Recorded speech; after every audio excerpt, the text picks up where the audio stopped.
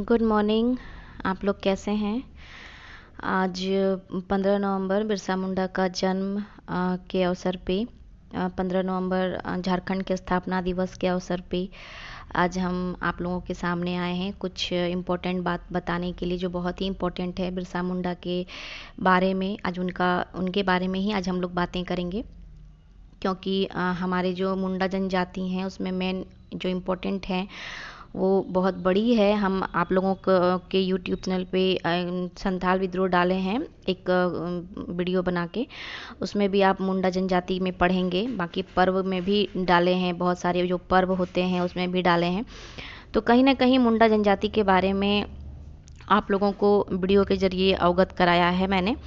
तो आज बिरसा मुंडा के बारे में कुछ पढ़ लेते हैं हम लोग। बिरसा मुंडा जो है वो बिहार के दक्षिणी क्षेत्र, जो वर्तमान झारखंड राज्य के रांची जिले की पहाड़ी जंगली इलाका है, सदियों से विभिन्न आदिवासी जनजातियों का यह एक स्थान है। ये रांची की बात है, ठीक है। बंगाल प्रेसिडेंसी वाले इस क्षेत्र में मुंडा जनजाति में उल मात्रा में निवास करती थी। वहाँ पे बहुत ज़्यादा मात्रा में निवास करती थी। घास काटना, भेड़ बकरियां चराना, दैनिक कार्य करने वाले इन आदिवासी जनजातियों का पूर्णतः जंगल की संपदाओं पर निर्भर था। जंगल में ही रह करके, जंगल में ही उन लोगों का आजीविका था। वहीं पे उन लोग खेती करते थे, वहीं पे वो लोग अपना जीवन को व्यतीत करते थे, वो वहीं पे निर्भर थे। इसी क्षेत्र के छोटे से गांव उलीहातू चालकाद में 15 नवंबर 1875 ईस्वी में बिरसा मुंडा का जन्म होता है बच्चों। और इनके पिता का नाम जो है वो सुगना मुंडा है, और इनकी माता का नाम जो है वो करमी हाथू था। बृहस्पतिवार मतलब उनके जो प्रचलित भाषा थे, उनकी प्रचलित भाषा में वीरवार के दिन जन्म होने के कारण इनका नाम जो है, किनका नाम, बिरसा मुंडा का नाम बिरसा रखा गया। बिरसा बचपन में वो भेड़ बकरियां चराते थे, बांसुरी बजाते थे, अपनी प्रचलित भाषा में वो गीत भी गाते थे। उनको ये सब का बहुत ही शौक था, वो ऐसे ही करते थे। जंगलों और अपने जनजातियों से उनका बहुत ही ज़्यादा स्नेह था, बहुत ही ज़्यादा प्यार था। उनके अपनी जनजाति से, जंगल से उनको बहुत ही ज़्यादा लगाव था। और बिरसा जब 8 या 9 साल के हुए तब वह अपने मामा के गाँव यानी कि आयाभूत में पढ़ने के लिए जाते हैं। वे पढ़ाई में काफ़ी बहुत ही ज़्यादा तेज़ थे, बहुत ही ज़्यादा तीक्ष्ण थे। प्रारंभिक शिक्षा प्राप्त करने के बाद उन्होंने अपने पापा से क्या कहा कि उन्हें मीन्स क्रिश्चियन स्कूल में पढ़ाई करनी है। तो उनके पापा भी थे, जो कि जिनका नाम था सुगना मुंडा। तो वो चाहते थे कि उनके भी बेटा बहुत ही ज़्यादा वीर हो। तो उनको पढ़ने के लिए उस समय जो थे ना, वो क्रिश्चियन स्कूलों में जो है वो दूसरे धर्म के बच्चे को नहीं ले जाता था। उसमें दूसरा धर्म जो है वो दूसरे धर्म के बच्चे को क्रिश्चियन स्कूल में एडमिशन नहीं करना होता था। तो नहीं चाहते हुए भी बिरसा मुंडा जी के जो पिताजी थे, जिनका नाम सुगना मुंडा था, वो नहीं चाहते हुए भी बिरसा मुंडा को धर्म परिवर्तन करना पड़ा और उनका वहाँ पे एडमिशन लिया। क्रिश्चियन स्कूल में उनका जो नाम था, पहले तो उनका नाम था बिरसा मुंडा, लेकिन जब क्रिश्चियन स्कूल में जब उन्होंने धर्म परिवर्तन किया, जब ईसाई धर्म उन्होंने लिया, तो उनका नाम बिरसा डेविड पड़ गया। उनका नाम क्या पड़ गया? बिरसा डेविड पड़ गया। अंग्रेजी शिक्षा के दौरान ही बिरसा को ये अनुभव हुआ कि अंग्रेजी सरकार हम हिंदू आदिवासी को जबरन धर्म परिवर्तन कराना चाहता था, और उनके दमन का, इस नीति का निषेध करते हुए बिरसा जो है वो स्कूल को छोड़कर गांव चले जाते थे। यानी कि वो जान गए कि अंग्रेज सरकार क्या चाहता था, धर्म परिवर्तन करा करके वो अपने धर्म का स्थापित कराना चाहता था। ये जानते हुए जब उन्हें ये पता चला बिरसा मुंडा को कि ये ऐसा हो रहा है, अंग्रेज सरकार की नीति कुछ अलग है, तो उन्होंने स्कूल को त्याग दिया। और स्कूल को त्यागने के बाद वो अपने गांव यानी कि अपने स्कूल को छोड़कर अपने गांव चले आते हैं। इसी दौरान जो है अंग्रेज सरकार ने एक नीति, इंडियन फॉरेस्ट एक्ट जो है 1882 ईस्वी में उन्होंने वो पारित कर देता है, और जो कि आदिवासियों जंगल से वंचित कर दिया, जिसके चलते जंगल से सटे इलाकों में अंग्रेज और उनके दलालों की आवाजाही काफ़ी बढ़ गई। जब बिरसा मुंडा जब स्कूल को छोड़ते हैं और स्कूल को छोड़ के जब वो गांव की ओर चले आते हैं, तो उसी वक्त अंग्रेज़ों ने एक एक्ट पारित करते हैं। उस एक्ट का नाम है इंडियन फॉरेस्ट एक्ट, जो कि 1882 ईस्वी में ये पारित होता है। इसके अनुसार जितने भी आदिवासी हैं सभी को जंगल के से वंचित कर दिया जाता है, और जिसके कारण जो है, जिसके चलते जंगल में अगर से वंचित कर दिया गया, और उसी के चलते जंगल से सटे इलाके जो भी आदिवासी के जो क्षेत्र पड़ते थे, उन सब इलाकों में अंग्रेजों और उनके दलालों की आवाजाही काफ़ी बढ़ जाती है। और जब आवाजाही बढ़ जाती है तो दलाल सब बहुत ज़्यादा क्रूर व्यवहार करते हैं, स्त्रियों के साथ गलत व्यवहार करते हैं, जो कि कई क्षेत्रों दलालों द्वारा हथिया लिया भी जाता है। बहुत सारे क्षेत्र जो होते हैं दलाल के द्वारा हथिया लिया जाता है, और भोले भाले आदिवासियों को जंगल की संपत्ति इस्तेमाल करने में विरोध करते हैं।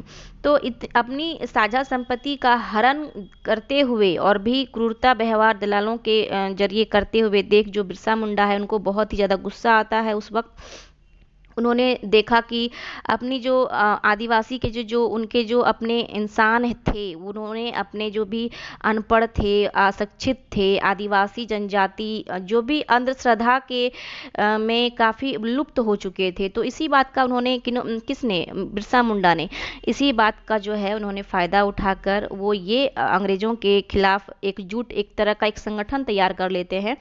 अंग्रेज के जरिए सभी आदिवासी लोगों को अपनी ओर कर लेते हैं कि आदिवासी अंग्रेज आखिर चाहते क्या हैं। उन्होंने खुद को धरती आबा या धरती के देवता के रूप में घोषित किया कि बिरसा मुंडा ने। बिरसा से मिलने के लिए बहुत ही ज़्यादा भीड़ लगने लगी जब उन्होंने ये बताया कि मैं भगवान हूँ, मैं एक धरती आबा भगवान हूँ। उन दिनों उस जगह चेचक और हैजा की बीमारी बहुत ही ज़ोर शोर से चल रही थी। जैसे कि बच्चों अभी कोरोना का टाइम है, कोरोना चल रही है, जैसे कि भी कोरोना से निजात पाने के लिए बहुत सारे देशों ने वैक्सीन तैयार कर रखे हैं। बहुत सारे इंसान जितने भारतवासी बहुत सारे देशों में सभी इंसानों ने वैक्सीन लगा रखे हैं। उसी टाइम उन दिनों में वहाँ पे चेचक और हैजा की बीमारी बहुत ही प्रचंड रूप ले लिया था, और जिसका निजात पाने के लिए बिरसा मुंडा ने सभी को स्वस्थ रहने के लिए एक तरह का सावधानी बरतने के लिए तौर तरीके समझा रहे थे। और इसमें काफ़ी हद तक इस बीमारी से बचाने में बिरसा मुंडा कामयाब भी हो जाते हैं। और जब वो कामयाब हो जाते हैं तो जब इस बीमारी से वो निजात पा जाते हैं, सभी को बचा लेते हैं, स्वस्थ रहने का आदेश देते हैं, तो फिर उन्हें लोग जो हैं सिंह बोगा का दूत यानी कि भगवान समझकर उन्हें पूजने लगते हैं। जितने भी आदिवासी लोग होते हैं उन्हें भगवान का दर्जा देते हैं और उन्हें पूजने लगते हैं। बिरसा अंग्रेज़ों की नीति के बारे में अपने जो भी मुंडा जनजाति हैं उनके पास ये सारी बातें बताता है कि सभी आदिवासी जो हैं उनका साथ दें, और उनका साथ देने के लिए वो सभी कोई तैयार भी हो जाते हैं। और तैयार होने के बाद बिरसा ने अपने दल का नाम वीर साइट भी रखते हैं। उन्होंने एक दल बनाते हैं, वो सारे पूरे एक संगठन बनाते हैं कि ऐसे ऐसे अंग्रेज़ों के जरिए हम लोगों पे एक ऐसे क्रूर व्यवहार हो रहा है, और तो और जितने भी हमारे बहू बेटी हैं उनके साथ दलाल के जरिए क्रूरता व्यवहार किया जा रहा है। तो उनके जब सब कोई आदिवासी लोग जब समझ लेते हैं बिरसा मुंडा को, तो उनका एक साथ एक संगठन तैयार होता है। उस संगठन का नाम क्या पड़ता है, वीर साइट संगठन रखा जाता है।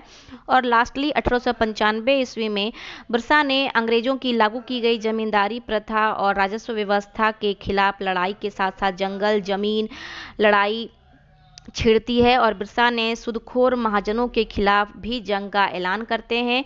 यह एक विद्रोह नहीं था बच्चों, ये एक जो भी करते हैं ये सारी एक विद्रोह नहीं था, बल्कि ये आदिवासी की संस्कृति को बचाने का एक बहुत ही बड़ा सा संग्राम था। अगर उनकी संस्कृति को नहीं बचा जाता तो आज आदिवासी नहीं रुक पाते, नहीं बच पाते। तो बिरसा ने अबुआ दिशुम अबुआ राज यानी कि हमारा देश और हमारा राज का एक नारा दिया था बिरसा मुंडा ने कि अबुआ दिशुम अबुआ राज, यानी इसका मतलब ये होता है कि हमारा देश और हमारा राज का एक नारा था। जैसे कि हम लोग जय हिंद बोलते हैं, बहुत सारे हम लोग नारा देते हैं, तो ये अपने प्रचलित भाषा में इन्होंने अपना नारा दिया। देखते ही देखते छोटानागपुर के सभी आदिवासी जंगल पर दावेदारी के लिए गोलबंद हो जाते हैं। अंग्रेजी सरकार के पांव उखड़ने लगे, अंग्रेजी सरकार डगमगाने लगे।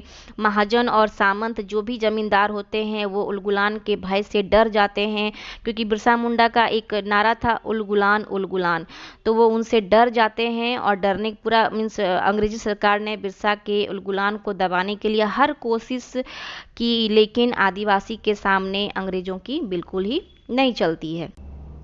बिरसा मुंडा के उपलक्ष्य में ही एक कविता है जो मैं कहना चाहूँगी कि मैं केवल देह नहीं, मैं जंगल का पुश्तैनी दावेदार हूँ, पुश्ते और उनके दावे मरते नहीं। मैं भी मर नहीं सकता, मुझे कोई भी जंगलों से बेदखल नहीं कर सकता। उलगुलान उलगुलान उलगुलान, यानी कि उनका तो अभी कोई अस्तित्व है नहीं, लेकिन उनका कहना है कि मैं अपने साथियों के साथ हूँ, मैं जंगलों में ही हूँ, मैं अपने आदिवासी भाई बंधुओं के साथ हूँ, और मैं इस जंगल से, इस आदिवासियों के साथियों से बेदखल नहीं हो सकता। उनका एक नारा था, उलगुलान कह के वो नारा करते थे। और लास्टली क्या होता है, जब उनका अंग्रेज सरकार जब उनसे डर जाती है, क्योंकि वो बिरसा को दबाने के लिए, उनको उनके उलगुलान को दबाने के लिए बहुत ही कोशिश करती है अंग्रेजी सरकार, लेकिन आदिवासी के सामने अंग्रेज़ों की नहीं चल पाती है। लास्टली फिर सन 1899 ईस्वी में दिसंबर महीने में क्रिसमस की रात को पूर्ण क्रांति की घोषणा करते हुए अंग्रेजों और दलालों के ऊपर आक्रमण करते हैं, और इसमें दलाल अंग्रेज अधिकारी मौत के घाट भी उतर जाते हैं, और बहुत सारी जितने भी पुलिसकर्मी होती है वो मारकर अपनी संपत्ति को जला देते हैं। इस घटना से दलाल और जमींदार बिरसा से डर जाते हैं। इतनी ज़्यादा जो मीन्स एक तरह का युद्ध होने लगता है बिरसा मुंडा के साथ, सभी आदिवासियों ने मिल करके एक युद्ध करते हैं। इतने सारे पुलिसकर्मी को हर जितने भी पुलिसकर्मी हैं सबको मारते हैं, वहाँ की संपत्ति को जला दिया जाता है। बहुत ही बड़ी क्रांति की घोषणा करते हैं 1899 ईस्वी में। तो फिर ये सब इस घटना से दलाल और ज़मींदार बिरसा से डर जाते हैं, बहुत ही ज़्यादा डर जाते हैं। जो दलाल होते थे अंग्रेजी सरकार के, और जो कि ज़मींदार, बड़े बड़े ज़मींदार होते थे, वो सब डर जाते हैं, और अंग्रेजी सरकार बिरसा मुंडा पर 500 रुपया का इनाम रख देती है। कहते हैं पैसा का लालच बहुत ही खराब होता है। कहा जाता है कि बिरसा मुंडा के कोई अपने ही इंसान ने बिरसा मुंडा का पता दे दिया जाता है। 500 रुपये अभी के समय में मैक्सिमम अगर कहा जाए तो 50 या 60 लाख रुपया का हो सकता है। उस समय 500, अभी के समय में 50 लाख या 60 लाख रुपया हो सकता है। तो जब उनका पर एक तरह का ये लग जाता है, अंग्रेजी सरकार बिरसा पर 500 रुपया का इनाम रख देती है, तो फिर जनवरी 1900 ईस्वी में डोमबाड़ी पहाड़ी है एक जगह बच्चों, वहाँ पे बिरसा अपनी विशाल जनसभा का एक आयोजन संबोधित कर रहा होता है कि बिठा करके कि कैसे फिर आगे हम लोग काम करेंगे। उसी समय अंग्रेज सिपाही उन्हें चारों तरफ से घेर करके अंग्रेजों और आदिवासियों के बीच एक युद्ध हो जाता है, और बंदूक तोप का सामना भले बिरसा मुंडा के आदिवासी जनजाति कैसे कर पाते, क्योंकि उनके पास तो ना तोप थी ना ही बंदूक थे, उनके पास एक तीर कमान था। उस तीर कमान, उस तीर धनुष से कब तक कर पाते थे। औरतें, बच्चे, बहुत सारे लोग मारे जाते हैं इस गोमबाड़ी पहाड़ी के पास। और अंत में क्या होता है, अंत में बिरसा भी 3 फरवरी 1900 ईस्वी को चक्रधरपुर में गिरफ्तार कर लिए जाते हैं। इसके बाद जो है अंग्रेजी सरकार जो है बिरसा पर काफ़ी जुल्म ढाते हैं, काफ़ी दिक्कतें होती है उन्हें, उतना भी वो अत्याचार का, कई अत्याचार को वो सहते हैं। उसके बाद जो है 9 जून 1900 ईस्वी के दिन बिरसा की मौत हो जाती है, वो वीर गति को प्राप्त हो जाते हैं। और आज भी जो है मुंडा जनजाति बिरसा को भगवान के रूप में दर्जा देते हैं, भगवान कह के पूजते हैं, भगवान मानते हैं, और उनकी मृत्यु दिवस को बलिदान दिवस के रूप में मनाया जाता है। तो आशा करते हैं आप लोगों को ये बिरसा मुंडा के बारे में जानकारी अच्छी लगी होगी। तो आप लोग प्लीज़ लाइक, कमेंट कीजिए और शेयर भी कीजिए। धन्यवाद।